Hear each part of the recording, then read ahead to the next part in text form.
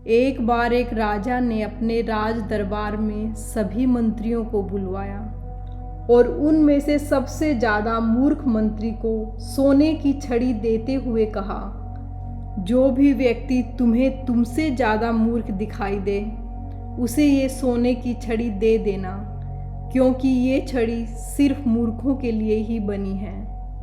मंत्री छड़ी लेकर चल पड़ा और बहुत तलाश करने के बाद उसे एक ऐसा मूर्ख व्यक्ति दिखाई पड़ा जो उससे भी ज़्यादा मूर्ख था, और उस मंत्री ने वो सोने की छड़ी उसे देकर कहा कि यदि तुम्हें तुमसे भी ज़्यादा कोई मूर्ख व्यक्ति मिले तो उसे ये छड़ी दे देना।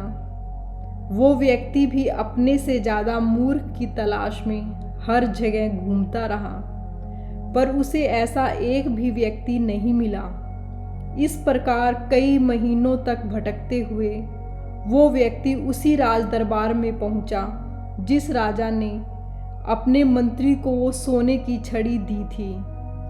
वो व्यक्ति जैसे ही राज दरबार में पहुंचा तो वहां पर लोगों की भारी भीड़ लगी हुई थी। वो व्यक्ति उस सोने की छड़ी को अपने थैले में डालकर राजा से मिलने पहुंचा तो उसने देखा कि राजा तो बहुत ज़्यादा बीमार थे और वैद्य जी भी उसकी नब्ज देख रहे थे।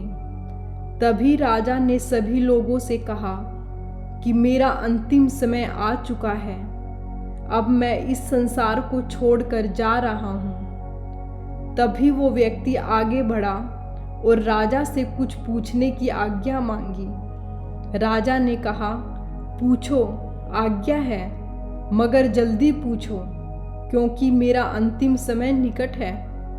उस व्यक्ति ने कहा कि महाराज, आपकी सेना, हाथी, घोड़े और जो राज्य आपने कई राजाओं और लोगों को मार कर जीते हैं, वह उन राजाओं से जीता हुआ सोना, चांदी, हीरे, मोती, इन सब का आपके जानने के बाद क्या होगा? तो राजा की आंखों में आंसू आ गए और कहा कि ये सब अब मेरे किसी काम के नहीं, ये सब यही रहेंगे। तभी उस व्यक्ति ने अपने थैले में से वो सोने की छड़ी निकालकर राजा को देते हुए कहा कि महाराज, संभालिए इस सोने की छड़ी को, इसके असली हकदार तो आप ही हैं, क्योंकि मुझसे कहा गया था कि ये सोने की छड़ी मैं उस व्यक्ति को दूं जो मुझसे भी ज़्यादा मूर्ख हो।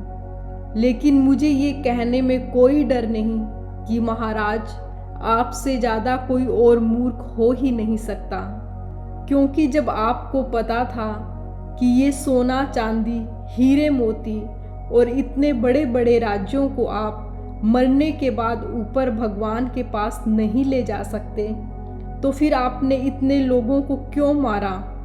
क्यों अपना पूरा जीवन दूसरे राज्यों को लूटने में बिता दिया? क्या मिला आपको ये सब हासिल करके?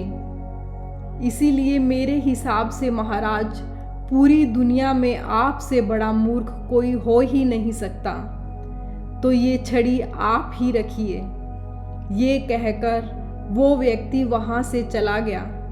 तभी राजा अपनी छड़ी को देखकर रोने लगता है और मन ही मन सोचता है कि वास्तव में दुनिया का सबसे बड़ा मूर्ख मैं ही हूँ, क्योंकि मैंने अपना सारा जीवन उन भौतिक सुख सुविधाओं को अर्जित करने में बिता दिया जो आखिर में मेरे किसी काम के नहीं। इन भौतिक सुख सुविधाओं को पाने के लिए मैंने बहुत बुरे कर्म किए, मगर अच्छा कर्म मैंने एक भी नहीं किया।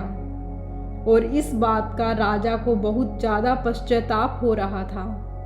जीवन में हर एक इंसान को हमेशा अच्छे कर्म और दूसरों की भलाई ही करनी चाहिए, क्योंकि इंसान के मरने के बाद उसके अच्छे या बुरे कर्म ही उसके साथ चलते हैं।